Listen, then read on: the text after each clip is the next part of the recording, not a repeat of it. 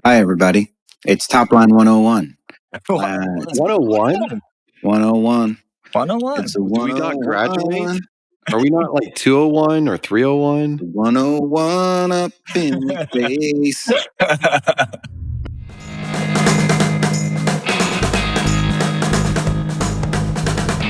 Welcome to Topline, the podcast for the best founders, operators, and investors in B2B tech. Every week, AJ Bruno, Asad Zaman, and me, Sam Jacobs, will break down what's important for you to know to be the most well-informed professionals in the market.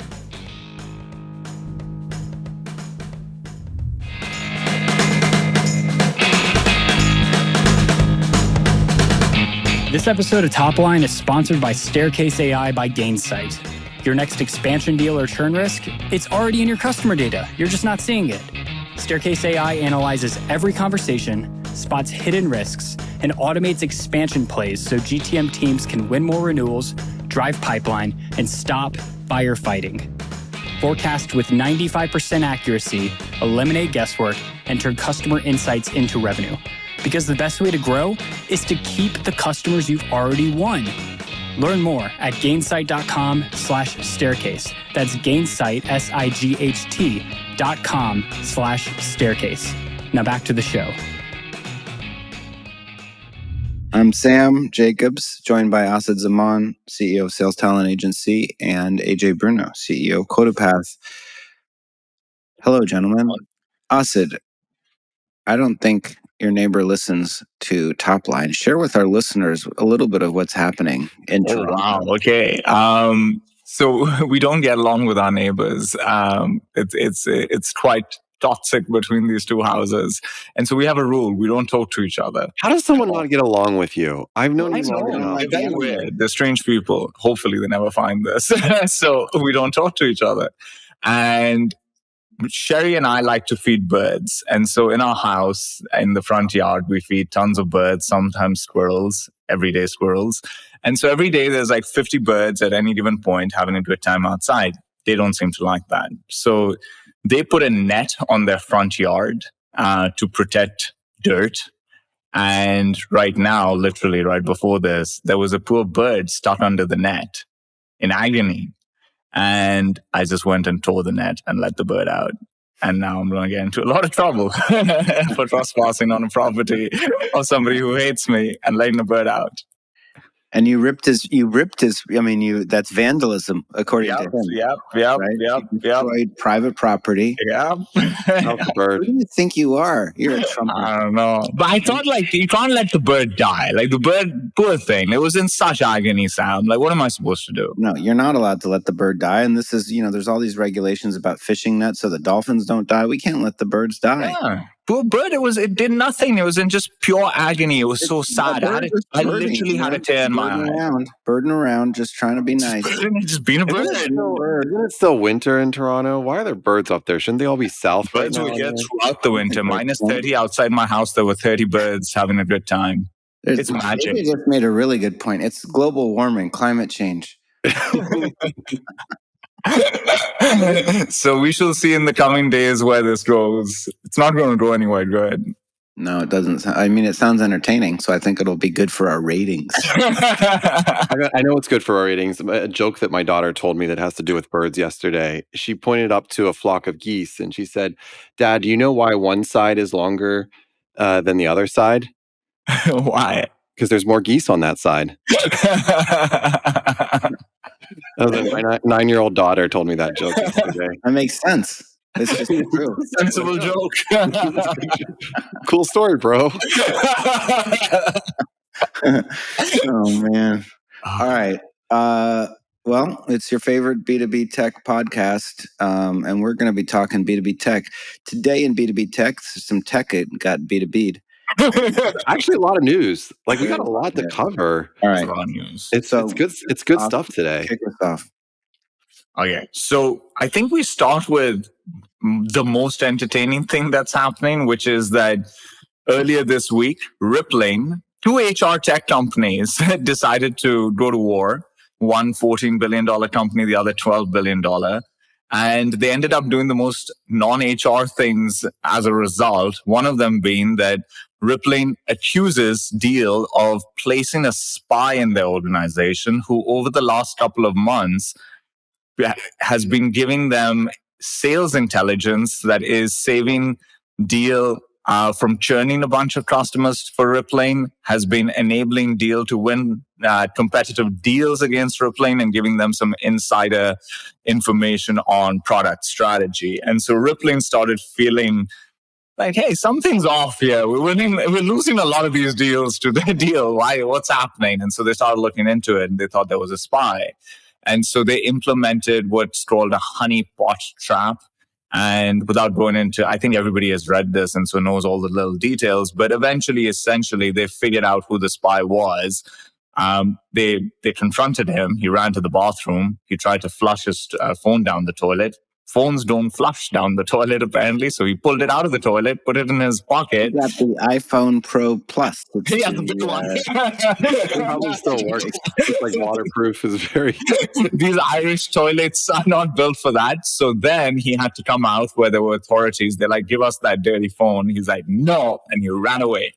And so Rippling has now officially sued Deel, and they're going to go fight this out in the courts. Asad, you're missing some. There is some pieces of this that are like pretty interesting. So one piece of this is that Rippling reps that were just hired were being reached out to on WhatsApp from, I think, the COO of Deel, which might have been the father of the CEO. I gotta reread this, but there's some level of this, right? But they hadn't changed their LinkedIn, and they didn't give their numbers out. So Rippling was getting suspicious of this, hired a third party to look at the usage of its employees in its own Rippling, and found that this one rep in Dublin, but which might not have been customer-facing rep, was going to all these pages. Yeah, customer-facing? Okay. Was going to turn a spy, go to the sales team. I know. They're always a glutton for money. They'll take bribes any way you can get it, usually in commissions. But in this case, so yeah, he went to the pages and was actually copying it down. And then the honeypot was a hidden Slack channel that wasn't like, it was public, but like not anyone could join, and just had some level of Slacks in it that had, and he was the only one that joined the channel or something like that, which is hilarious. He searched for Deel close to 700 to 1,000 times within the Slack. No one else was searching it more than 10. This is the worst spy, corporate spy of all time. This is a terrible corporate spy. So I think there's obviously a lot of entertaining aspects to this, and people should go read up on it. It's genuinely entertaining. The CFO of Deel is the father of the CEO, and there's all sorts of things in there.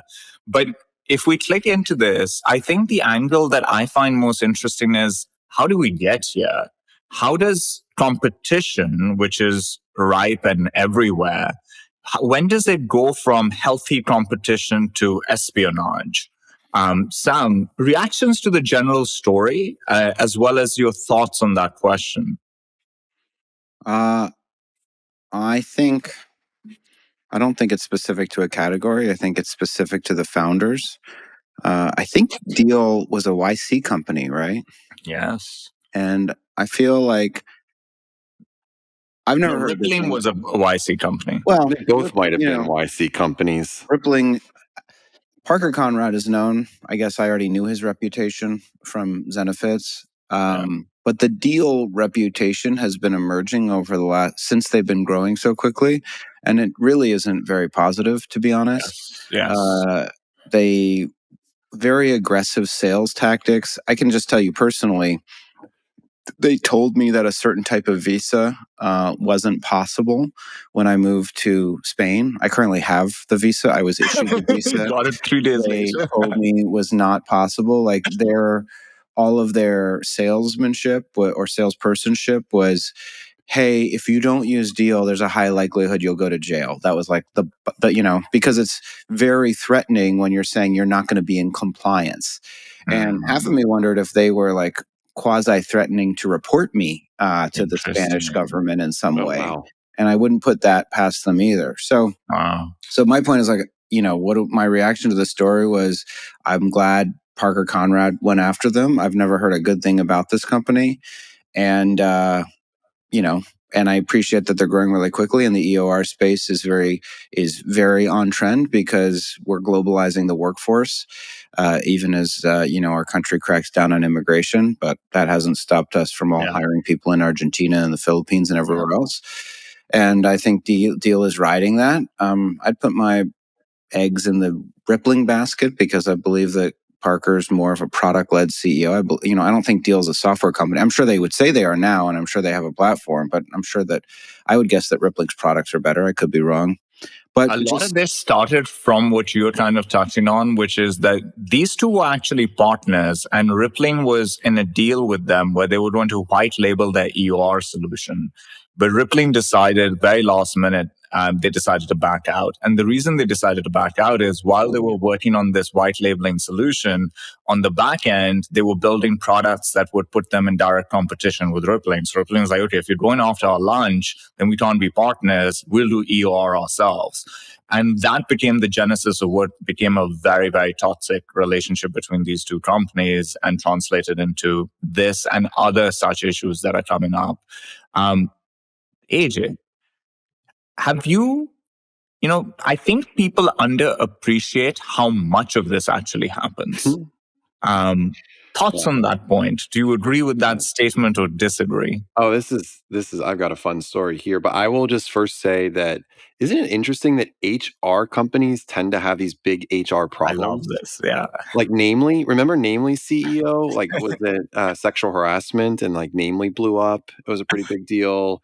Parker Conrad at Zenefits, of course. So like all these HR companies are not do the least HR things ever, basically. Yeah. Okay, so here's my story. I, once upon a time, I've talked about this. I worked for a unique company called Meltwater, still around, global provider of media monitoring. At the time in 2007, it was about 1,000-person company, 800 of which were cold call sellers. And I joined there. I learned a ton. But funny enough, and this was when like technology was still being like, figuring some stuff out. And here's one of the things that they were figuring out. Passwords. We had our own internal CRM, and every client and customer's password was non-hashed and stored directly inside the CRM in the database. So you could go see what every single password was of every single client. Really? And there was an MSN messenger channel. I remember this, where people would find the most outlandish passwords that clients were using. What? Super not secure, probably illegal and like crazy at the time. But this is 2007, so who cares? That's way more illegal than me tearing someone's net. Yeah, probably true.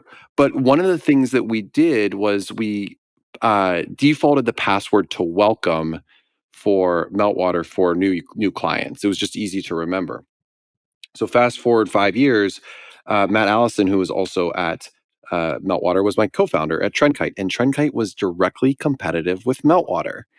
And so obviously you can imagine this wasn't very well thought of by Meltwater, but we were innovating at a way faster pace than they could ever imagine. We were doing PR attribution and reporting in a totally different way, and people were loving our stuff. We went from 0 to 30 million in revenue, taking a lot of their revenue in like 4 years. During this time, at the beginning part of it, Matt and I made this really dumb decision to make all of our default client passwords welcome. Why did we do that, you ask? I have no idea. It was so stupid. So we were just I learned one thing from that very successful company. I like that passwords welcome. Welcome. So we made it welcome. Business strategy 101. If the password's not welcome, what are you doing? So as we were Meltwater, like there was a lot of tactics, and Meltwater was one of those companies like Deel that was very shady in terms of their cold call practices and their sales team, and very shark-like mentality. They've changed quite a bit, but we were doing things the right way.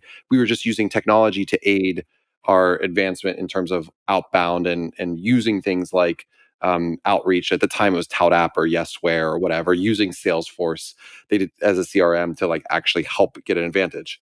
And so we found I think it was through Pendo, we found out that Meltwater was accessing our clients' data like platform, and then through their IP address, figured out that the URL was a redirect to Meltwater's own internal product pages.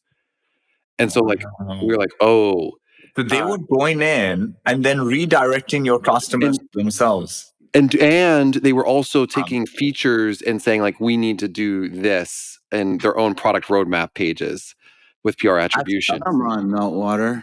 Meltwater has a backbone, right? Everyone that's listening. So by the way, I had Katie Ivey, CRO of Walnut, and then Dale Jones, who's actually still at Meltwater, reach out to me about a call out on the chip on the shoulder. I called out someone formerly from Meltwater. So there's going to be a lot of former Meltwaters that will. What was that guy's name again? I won't. I sure. Come on, you just come on, Matt Albers.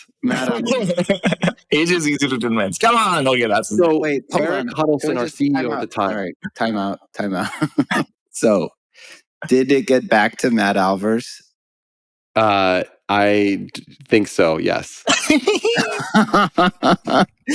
Great.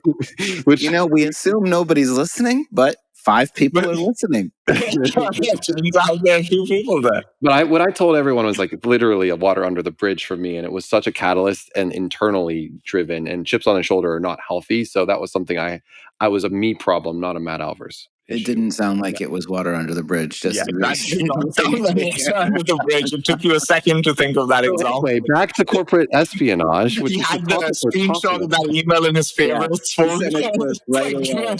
So Eric Huddleston was like, no, we're not doing this. So we hired a high-powered Austin lawyer who knew FBI directors, FBI folks, and 4 of them showed up and served and like actually showed up in front of the Meltwater reps' houses and knocked on the door. The ones that were logging in and doing this, and we had all of the paperwork. Wow! And it scared the shit out of them. Did anyone go to jail? We didn't end up litigating off of that. We ended up settling out of court on it, and it like no one went to jail for it because we didn't take it further. But at that time in 2014, it was very, very serious, and we were serious about it. And this is the first time information's been public, and I'm hoping that 10 years is enough time where I don't get in trouble. You're going to be hit with so many lawsuits. You're like, why did I start this podcast? Like Matt Albers.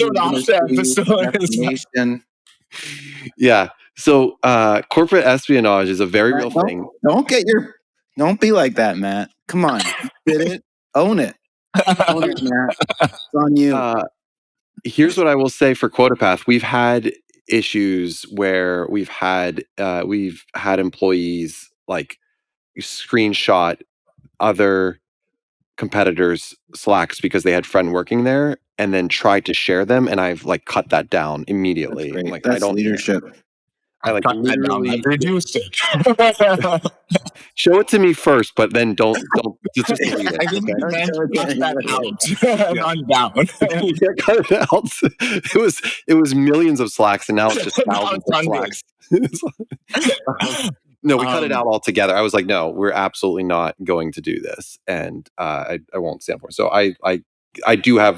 I take the moral high ground on this. I think it happens way more than people realize. And I am so glad that someone called out a company and has the receipts to show it, because that's amazing. I do think that it shall be seen once all this gets litigated. Because whenever there's such toxicity between firms, it's rarely that one party is completely in the clean, right? Or that there's not something under the narrative that is implicating both parties a little bit. It's like it takes one to know one kind of thing, feeling, right? Like I'm not sure. Rippling also has some negative press around things that they have done somewhat recently. Again, these are all allegations, so it's interesting that it's going into the courts and is going to, now we'll get to see what was what. Sam, do you have any stories like this? You have to have stories like this. My stories, the stories that come to mind. Okay, I got great stories. I mean, if you want to hear the stories, this is a little bit of a long-winded one, but this is hilarious. I'm sorry, but like Asad, it's been about 15 years. It's not like this anymore. So GLG connects hedge funds to industry experts, and there was a book. Asad read the book Black Edge about SAC and about doctors, but I ran the consumer practice, and this was the day. So hedge funds wanted to know what's going on with consumer packaged goods like Gillette or Leapfrog, the toy business, or they wanted to track what was happening with big box retailers like Home Depot. And so we would go through Monster.com and Hot Jobs to find people. So this isn't espionage. This is just a case of ineptitude on my part. And we would go through Monster and Hot Jobs to find district managers at Walmart, because district managers, meaning people that manage like 3 or 4 stores, each Walmart store does $100 million in revenue, or if not more. And so if you managed 4 or 5 stores, you had a pretty good pulse on what was happening in the sell-through of those products. We could never get the Walmart buyers on the line. That's who, of course, hedge funds want. They don't want to do the work. They just want, like, what's the answer to the question? So tell me how much buyer. Hey, did you buy less or more this quarter than last? Let me just tell you that right now. So, but they would aggregate through these district managers. So there was this. We made people rich. And some of the people that we made rich were these district managers at Walmart. There's a guy named Mike Eccles, and he was in Plano, Texas. And this man talked to Maverick Capital and Blue Ridge Capital and Lone Pine Capital, and like these are the top hedge fund, and Oxif, the top hedge funds in the world. The people were making multi-million-dollar bets based on this guy. He would get 5 out of 5. So one time, what was his hourly rate, by the way? He made over $1 million with GLG. Wow. So then, yeah, but GLG made, and the hedge funds made hundreds of millions, right? So one day I'm like, it would be great if we introduced this guy to hedge funds in person. So we flew this guy to New York to meet with Perry Capital, like these. I don't know if you've been to these offices, but these are like, Jackson Pollock's on the wall and like the poshest of the posh. And this guy's like, he's this man from, my name's Mike Eccles, and he's smoking Cools, and he wants his Diet Pepsi. He doesn't like Coca-Cola products. He wants Diet Pepsi. And so he's going and he's getting rave reviews. They're like, this man is salt of the earth. Like, this is primary research. I'm talking to this guy. Hey, what do you think is going to happen to Leapfrog this quarter, Mike? Well, I think they're going to go up a little bit. Yeah, they're going to go up. Would you say about 10%? That sounds about right. Maybe 10%, maybe 15%. People be like, all right, call the trader. So he flies home. We're like, this is a great day. And then a couple weeks later, we got a letter from Walmart Corporation, and I'm like, "Oh no!" And it doesn't say what I thought it would say, which is like, "We're going to sue you." It says, "We just want you to know that Mike Eccles doesn't work for Walmart and hasn't worked for Walmart in 9 months." This man was unemployed. He played you. This man was unemployed, and he was going around town, and they would be like, "What do you think? Sounds about right." How many Gillette razors are you gonna sell? And he's like, about 200. That's so good. Yeah, it was great. Were the hedge fund, like, did this get back to the hedge funds? We tried not to. I mean, they, who knows? They big bets being made. This guy's showing. Was this your job to figure out and make sure he was still employed by his employer? I would say yes. I believe it was my job. I believe. Listen, don't worry about it, AJ. Listen, they made a lot of money. AJ with the questions. I'm curious. It's such a, I mean, look, 20 years ago was nothing. 15, 20 years ago was nothing, but it was a lifetime ago. Things like this just happened, and it was like, okay, cool. And you moved on. On. So much was being figured out in terms of technology, and these new things like expert networks gained so much momentum, and hedge funds were using them so aggressively. It was the golden age of hedge funds. Golden age then. And so I one of the questions I had was actually, both of you have worked in organizations that have gone through some of this tension in the past. And if you think of the GLG one, which had a lot to do with Stevie Cohen, who runs Point72 Capital, there is a bit of a rub on anyone that works at Point72 or comes out of it, or was part of the older hedge fund, that these are people that are very aligned to how that guy operates. But then I think of GLG, and you have all these great professionals in the market, and there's no such connotation. And with Meltwater as well, like, it doesn't connect the same way. Does an organization going through something like this Rippling Deel thing, will this be an overhang on the employees at Deel when they're going out to try and find employment? And is there any nuance in terms of which employees it will affect and which ones it won't affect? AJ, what have you noticed from your experiences through? Here's what I will say. We're a Rippling customer because we have a partnership with them. We're okay. We are hiring internationally. You all know this. There is a question of, do you hire through Deel from the EO, like the employer of record versus contractor, and how does that work? This absolutely helps inform our decision on what we're going to do and not do. And if I, as the CEO, will tell my head of people, like, let's stay away from Deel, like if we can. And so I don't. But isn't it innocent until proven guilty? Like you've been very judgy right up front. I suppose that's probably true, and in some ways, like it shouldn't matter. Whatever is the best cost. And if I was like Sam Walton, and it would be like, who cares? You're just looking at it from a cost perspective. But I think part of this is just like, I want to side with the good guys on this in some way, and I don't want to have a paper trail to what could be perceived. I guess let me push you on that. We don't know who the good guy is. Like Parker, second time founder. Listen, I'm a big admirer of Parker. I think the compound startup thing I've written. Let me step back for a second, because let me think about our business and like where we find the most value. And I've talked a lot about partnerships and ecosystems and distribution and making bets and making small bets. Yeah. Where I'm really taking this is like, do I ever want to eventually take a bet on Deel? Yes. And that is the question that I'm going to be asking myself and using this as a data point. You're probably right, Asid. I'm like being, AJ, I don't believe you. Let me push back on that. But where I am headed to with this is like, it's a part of my like, we're going to do international commissions. We have multi-currency. We can do all of that stuff. Is Deel who we want to partner with when we go partner internationally?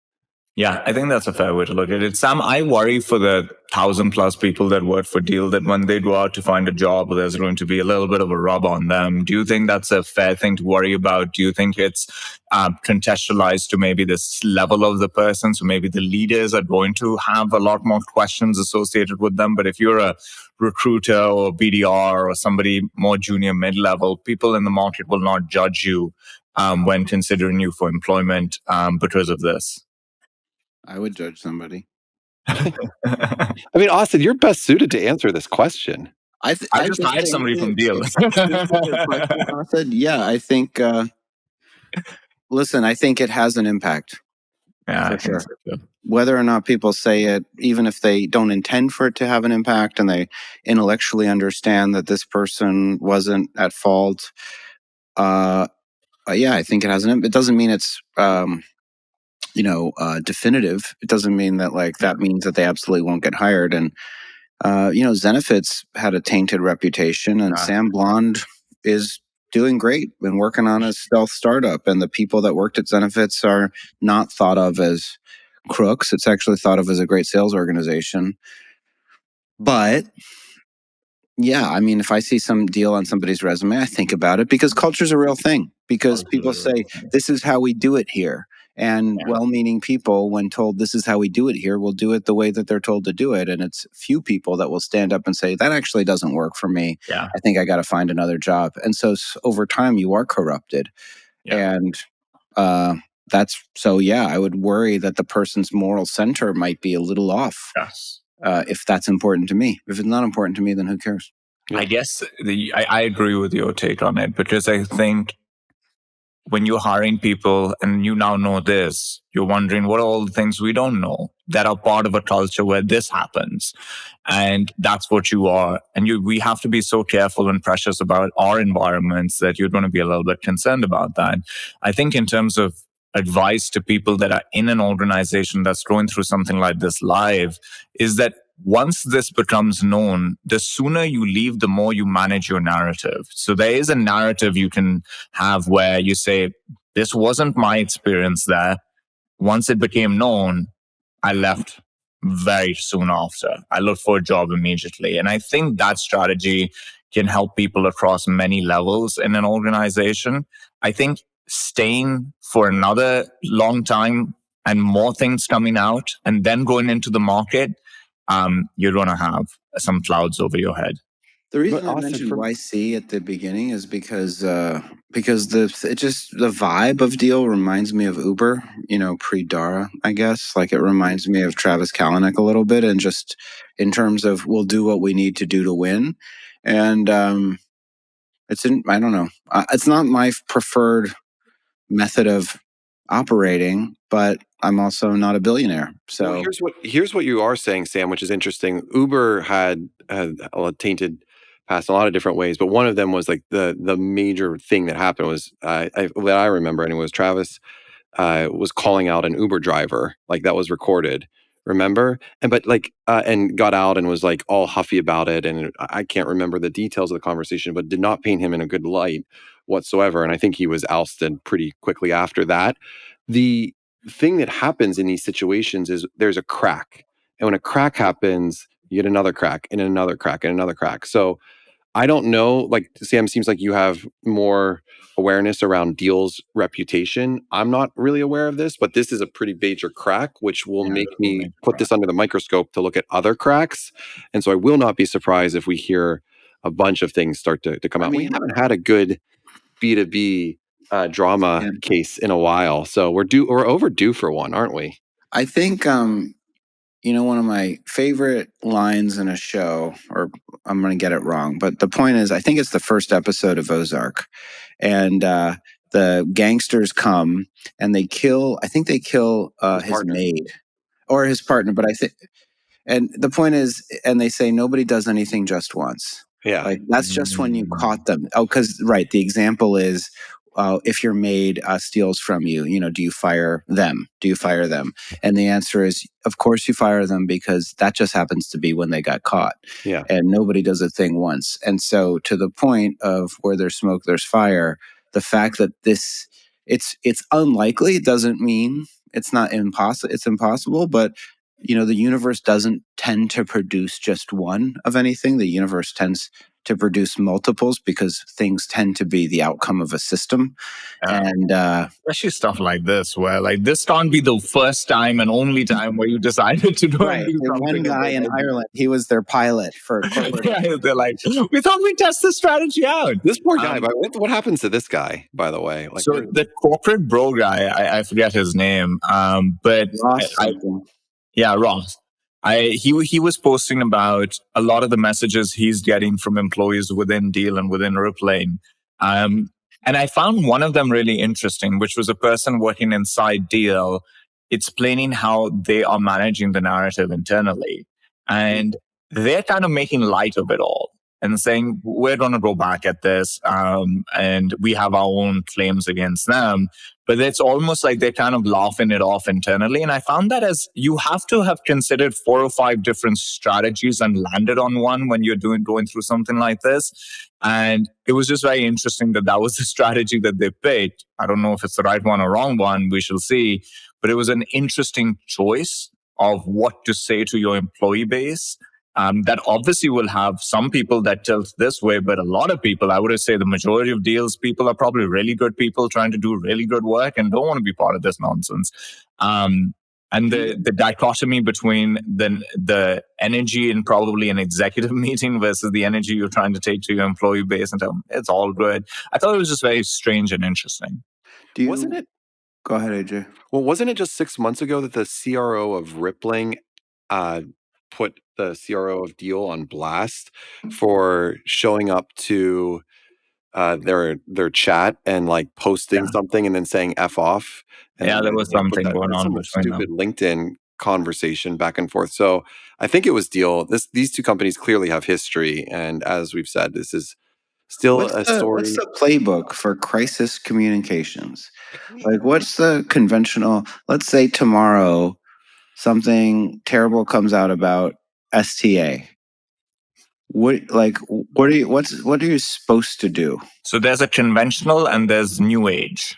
I actually have read up on this a bit. So the conventional wisdom is something along the lines of you disappear for a bit, shut up, you stay silent, you do not engage, then you try to do some like big media related narrative managing.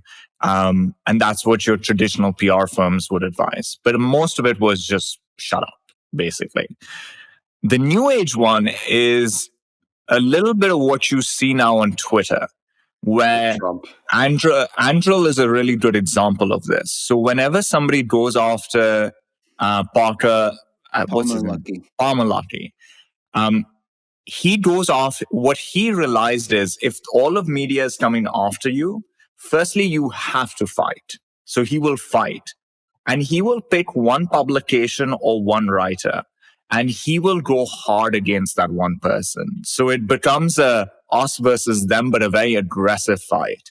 And that is something that Palmer was doing. He had a specific PR person who helped him with that. She's now runs an agency and works with a few other firms, a lot of the founders fund type of people.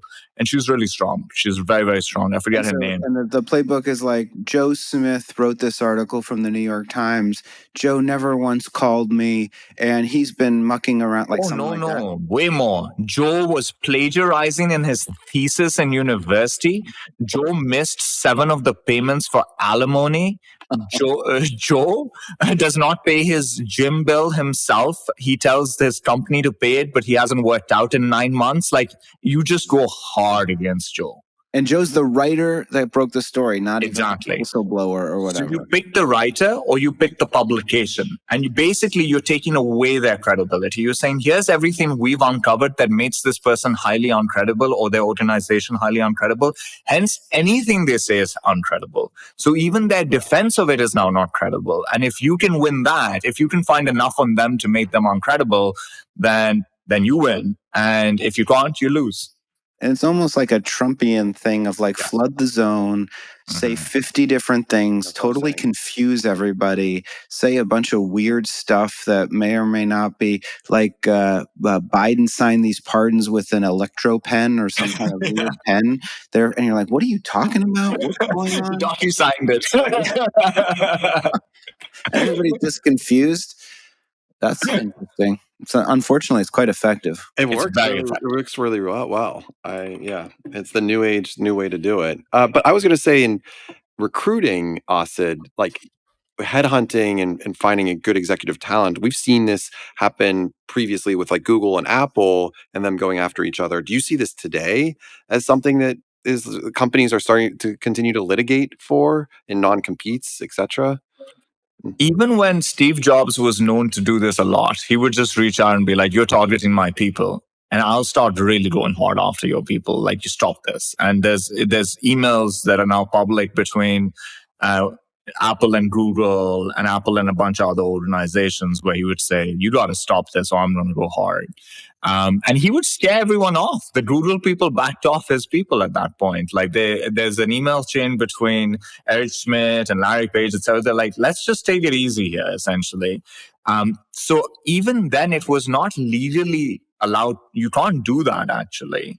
It was a side deal that they were putting together in that moment. And that's still the case right now, where there will be side deals between organizations. Even when we're recruiting, in some cases, and this is not wrong to do, a company would say, hey, this is a partner of ours. And yes, their people are going to be highly relevant for us, but we do not want to contact them. So it's common for us to have a do not contact list because there's relationships, there's integration partners, different sorts of referral partners, etc., that we do not want to damage that relationship. It's not worth it for us, so let's not headhunt from there.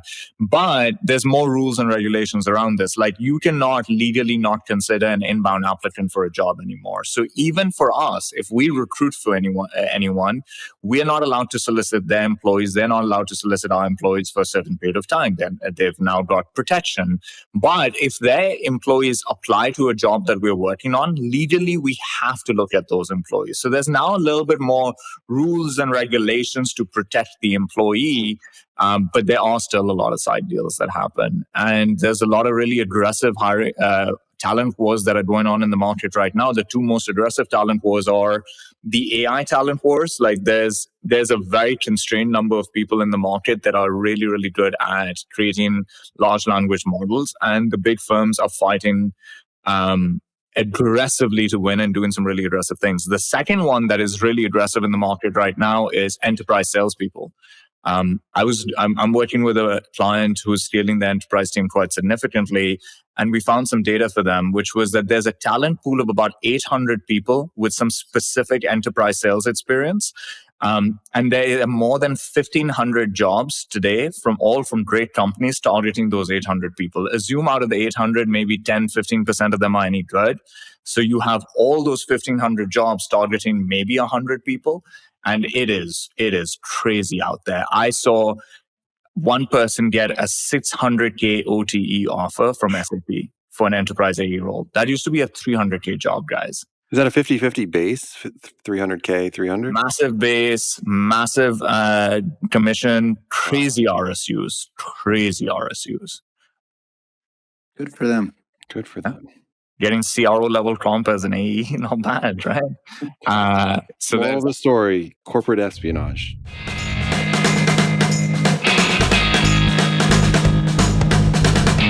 The official marketing playbook for 2025 starts at CMO Summit. On April 17th, join 150 of the world's top marketing executives in Atlanta for a one-day event designed to redefine marketing's role in business growth. In a world of shrinking budgets, the CMOs who lead with strategy and innovation are the ones driving real results. This summit is where you'll gain the tools, insights, and connections to do just that. Hear from industry pioneers, engage in hands-on workshops, and surround yourself with marketing trailblazers who aren't just your peers, they're the minds who will inspire your next breakthrough. Visit joinpavilion.com/CMO Summit to secure your spot today. Don't do it. Not moving even on, because there's a lot happening in our world, and we're not going to give all our time to Deel and Rippling, but we shall see how that plays out. The other thing that happened, which I thought was interesting, was that Wiz got acquired by Google. For those who might remember or might not remember, Google was in talks to acquire Wiz about 9 months ago for what would have been about $23 billion. It would have been Google's largest ever acquisition. And they, after going through a bit of a process, Wiz walked away and said, instead, we're going to go public. The reason they walked away was there was a lot of anxiety in the ecosystem at the time around M&A. You had Lena Khan in seed, and they didn't think that this deal could go through, which was highly disappointing for Google more than Wiz at the time, because Google needed a win. And then we heard news about the HubSpot acquisition, which the market wasn't as bullish about as when they had heard about the Wiz one. Well, 9 months pass, regime change happens, the IPO market stays stuck, and out of nowhere, a $32 billion acquisition gets announced. And with that, 1,500 employees at Wiz will be minted millionaires, which I think is just beautiful and amazing.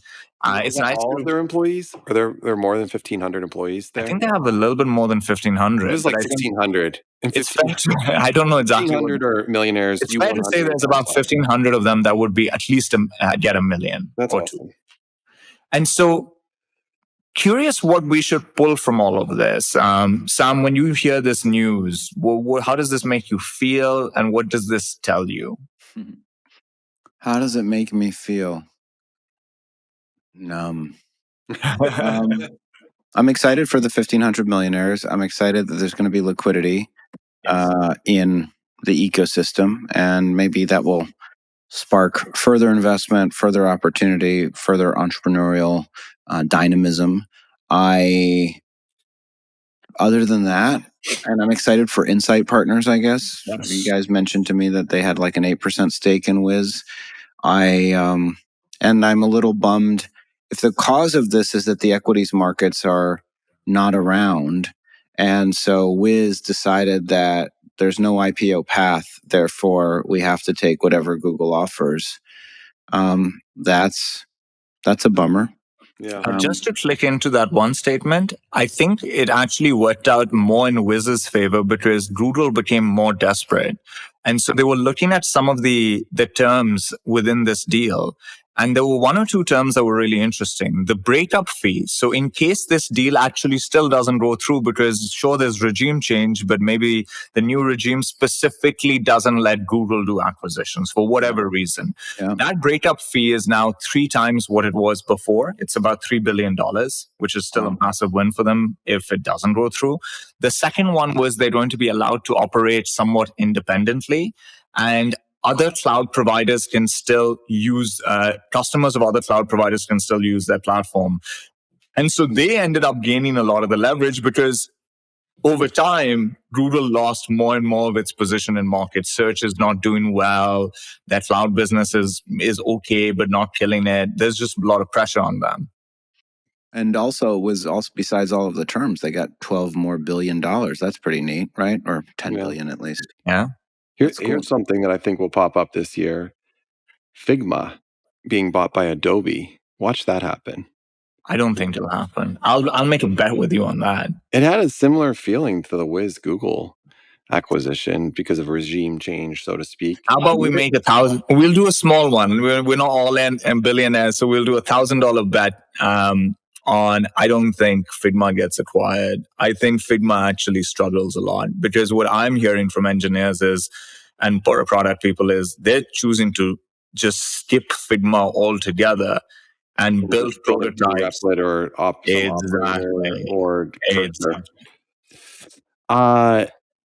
give me 18 months and I'll make that bet. $1,000 from today. 18 months. Okay, fine. What's going to happen in 18 months? A lot can happen in 18 months. What's your thesis on 18 months? Why 18?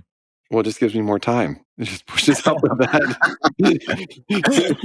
But you're specifically saying Adobe. You're not saying they get acquired. You're saying Adobe acquires them. Yeah, I don't like this bet anymore. I'm going to back out of it. It's not a good bet for me. That lasted all of 30 seconds. You know what the most entertaining thing to do is? I love watching reality television, and I just bet nonstop with Sherry on what's going to happen next. What's going to happen next? Who's going? Who's like Survivor? Who's going to get kicked out? I love it. Are you betting each other $1,000? No, we're smaller bets, but we're a lot of them. And I'm losing most of them.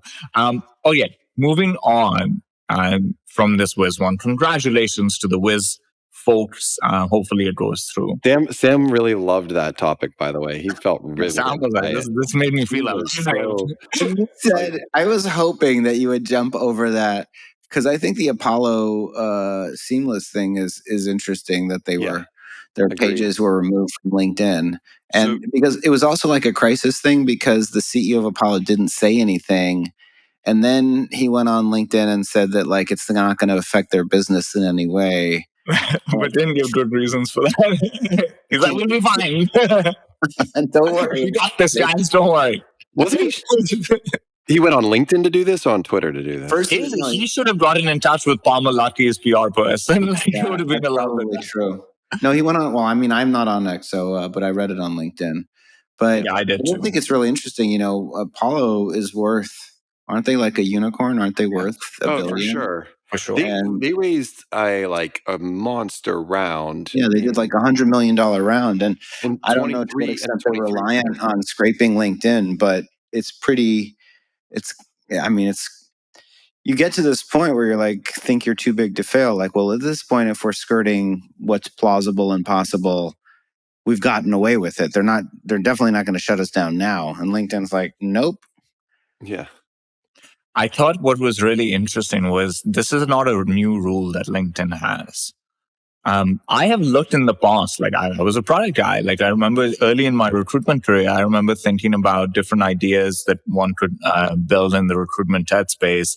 And inevitably you have to go and look at LinkedIn as what's possible here. And it's clean and clear from years ago that you cannot scrape that platform.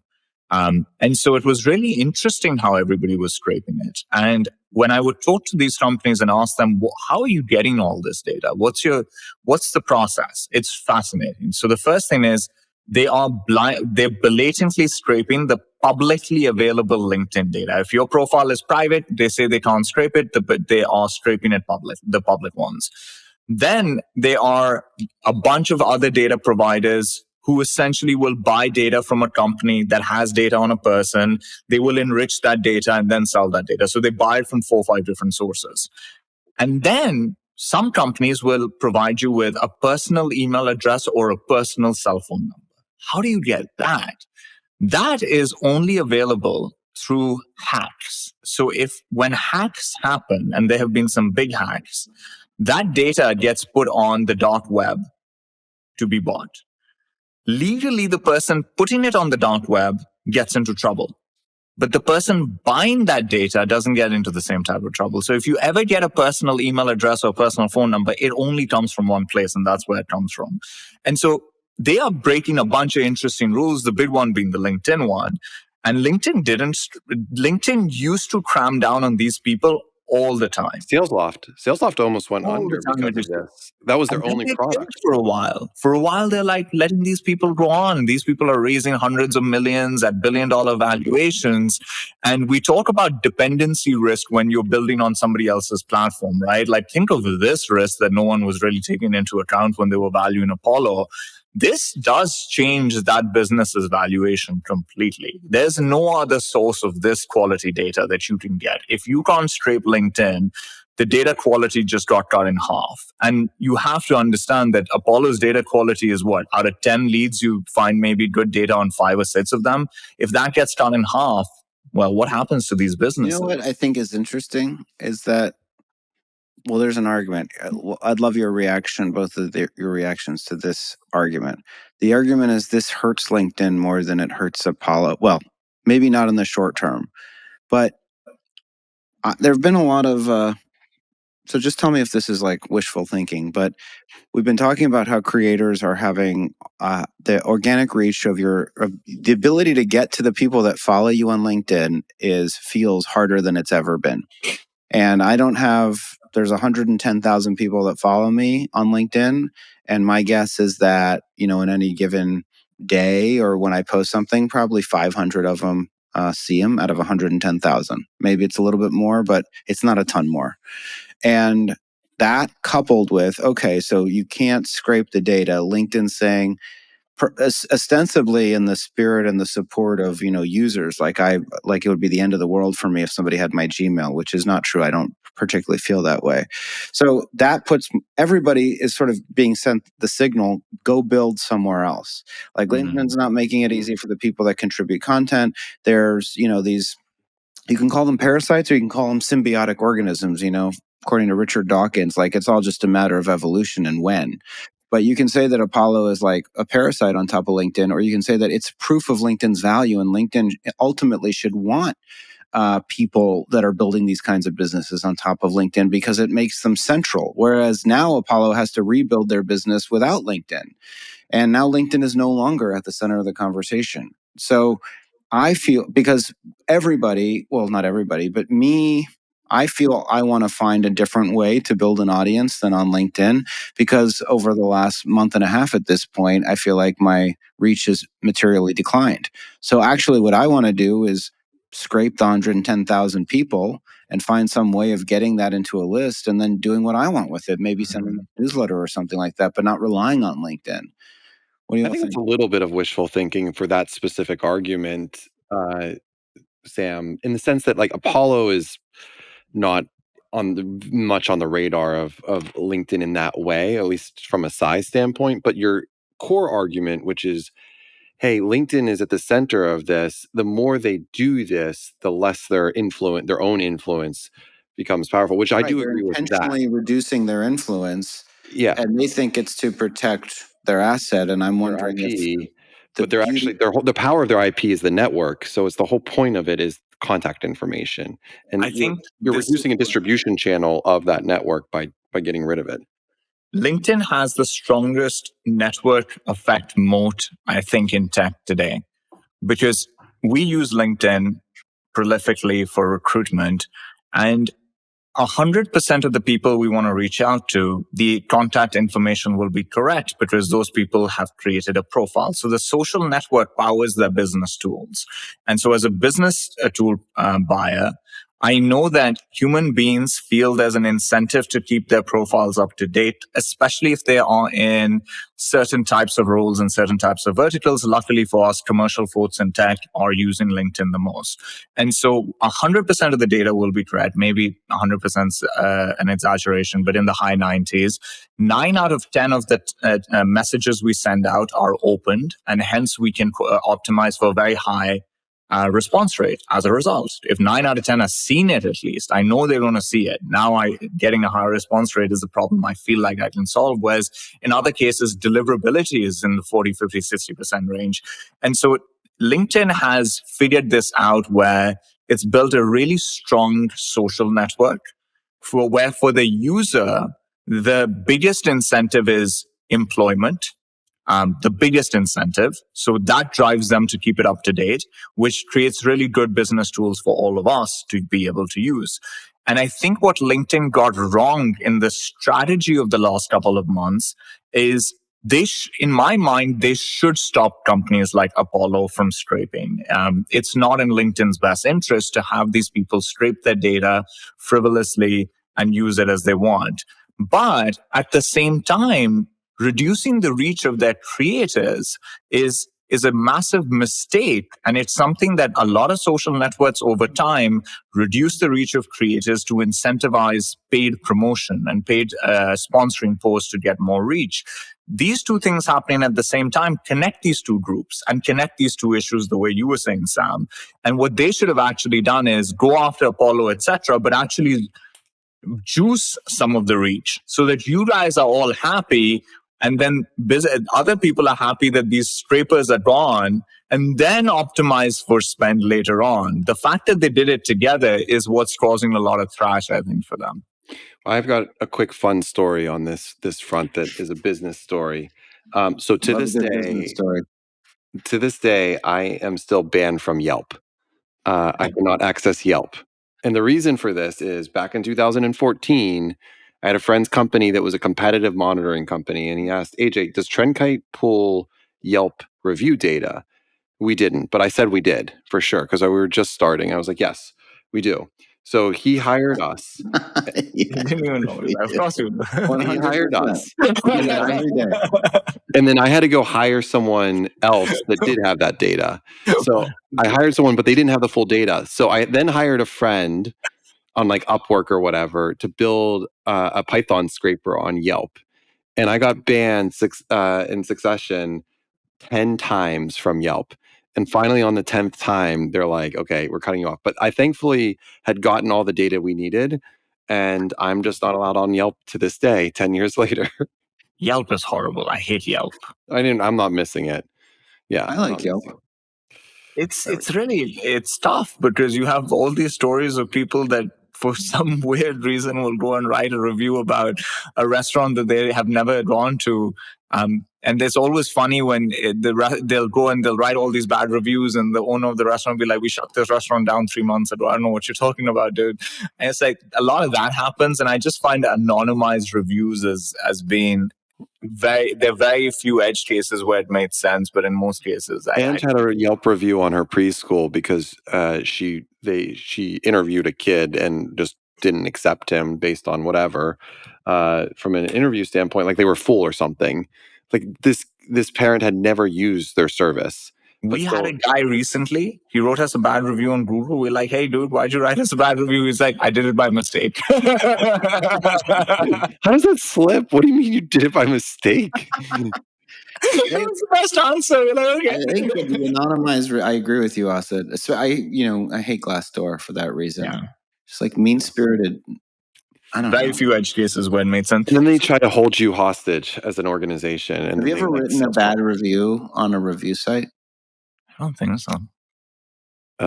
Yes, for sure I have. 100%. I'm really good at it. I'm a side hustle. Why did you do that, AJ? What got you that? Yeah. Well, people have wronged me. I have all these chips on my shoulder. People have wronged me. That's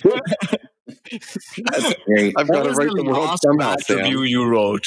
Your pettiness is my entertainment. I don't know. We are almost at time, guys. We're almost at time. He's just trying to get out of telling us about his last bad review. I don't want to talk about it right now. I'll tell you about a bad person. Okay. We went from bad Aurelian. Oh. Aurelian, the owner of a place that I stayed at in Corsica. I remember that. Over the last summer. This was the Airbnb, right? This is the Airbnb. They charged him for soap.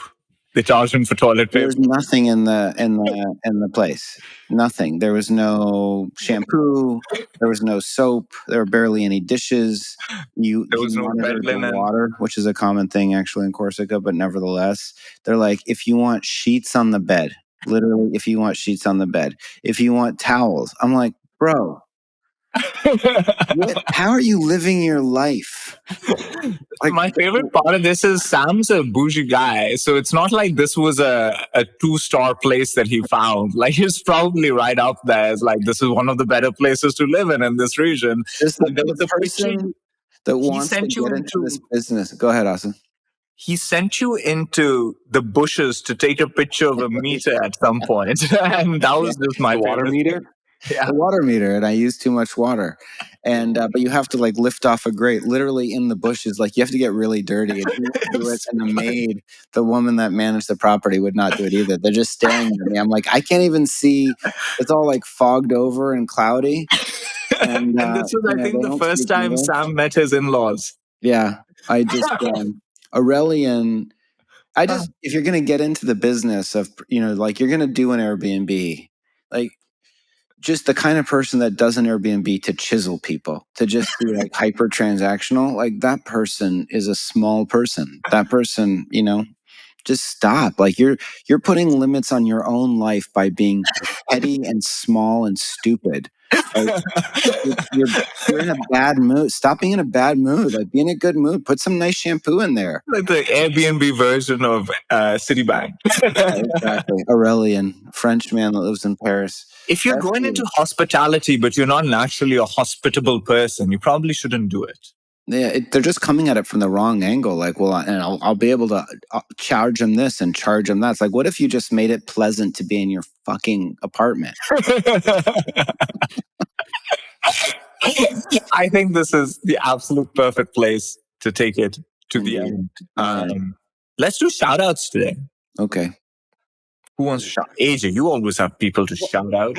We haven't done shout outs as a segment in like a month. Must have a list of people. And you just were like, AJ, we're just doing shout outs right now. Who do you want to shout out? I actually need to think about this for a quick second. So if either of you gentlemen have anything, I'm looking at my like notes as well. I got two shout outs. I'm going to give, you know what, Asid, I'm going to give a quick shout out to Carrie Carroll. I don't know if I've given our head of people a shout out previously. She's very good. She is managing our VP of customer success hire posting for all of you out there. You want to work with some really cool people. You happen to run CS and you know how to do it.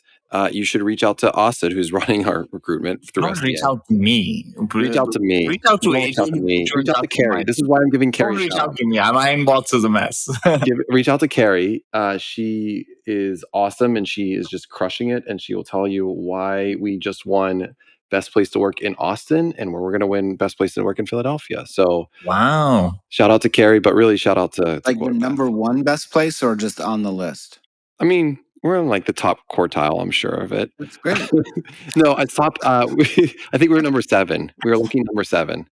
I mean, it's still pretty good. Is this a list or a badge? I appreciate it's not quite the way you framed it.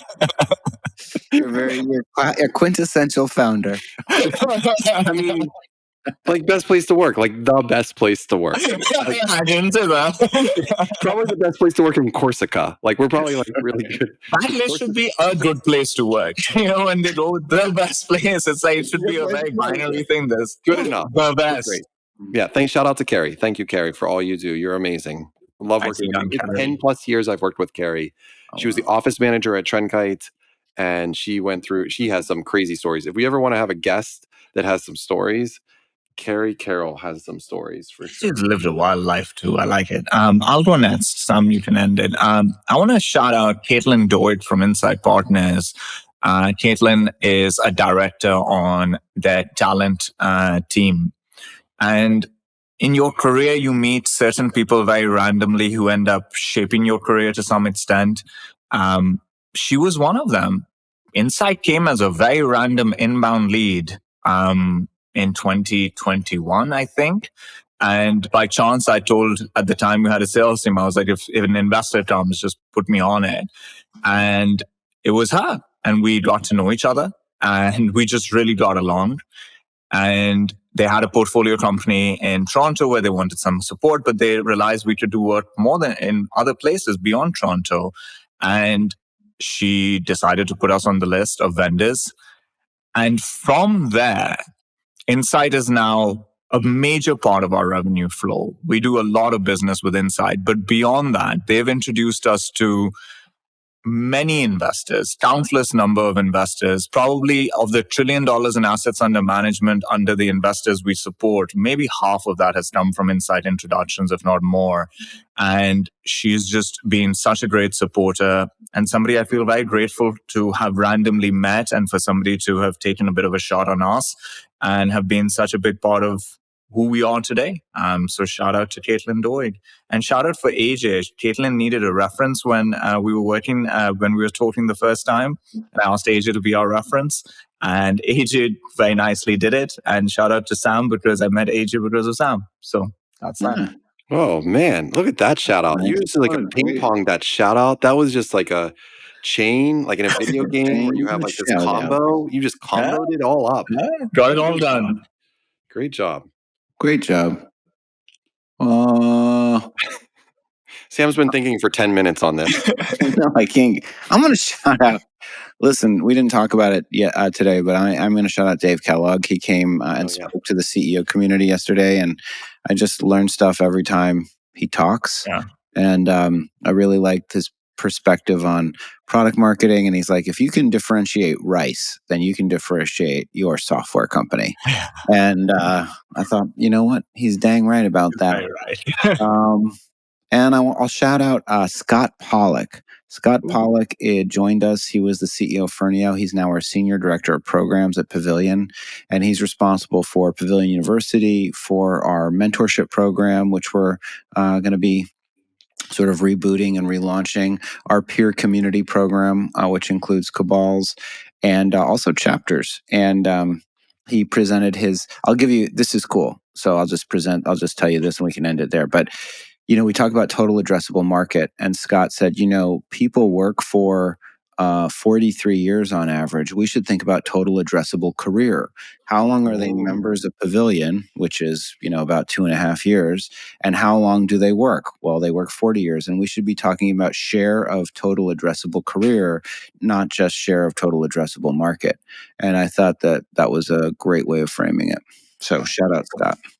I love people like this who bring a new idea, well thought out, shows they care. I love it. That's cool. Shout out to Scott. We need to have Scott on. We should have him on. Thanks for listening. God bless you. Goodbye. Bye.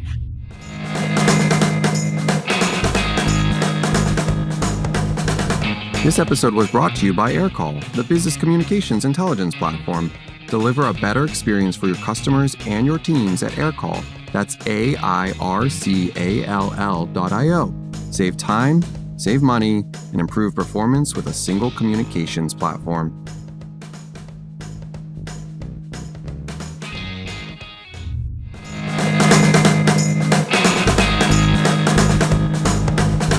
Thanks for listening to Topline. New episodes come out every Sunday. If you like what you heard today, subscribe so you never miss an episode, leave a 5-star review, and share it with your friends. Don't forget to join our Topline Slack channel to connect with us and discuss the topics we cover with other listeners. Click the link in the show notes. Lastly, if you're interested in joining Pavilion, you can learn more about membership at joinpavilion.com/membership. Thanks again for listening.